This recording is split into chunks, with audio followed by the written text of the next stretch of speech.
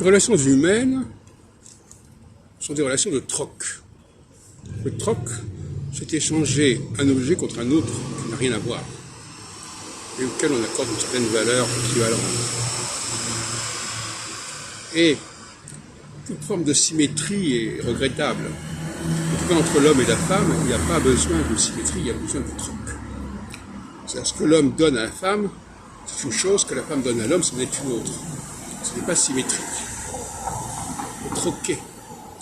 Comme si la femme reçoit de l'homme des conseils, eh bien, en contrepartie, elle doit payer. Et c'est un peu la démarche de la psychanalyse. La psychanalyse se constitue là-dessus, à mon avis.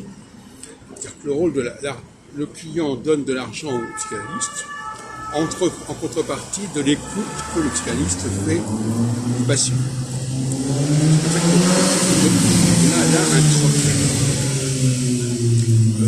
Et une société qui ne respecte pas le troc est une société qui ne fonctionne pas bien, qui n'est pas équitable.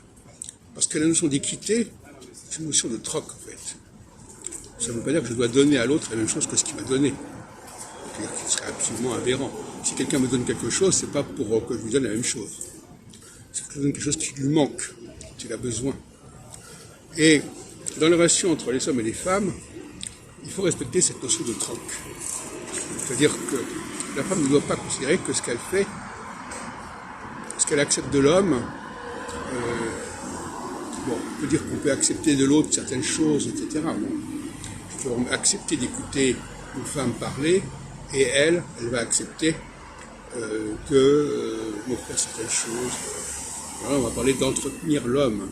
C'est aussi une question un petit peu délicate. Mais la femme a souvent une fonction matérielle, à mon avis.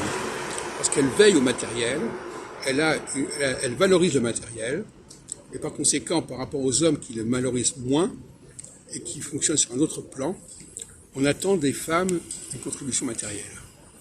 Tout comme on attend de l'homme, quand on est une femme, quand on est des femmes, une contribution intellectuelle, spirituelle, artistique, etc.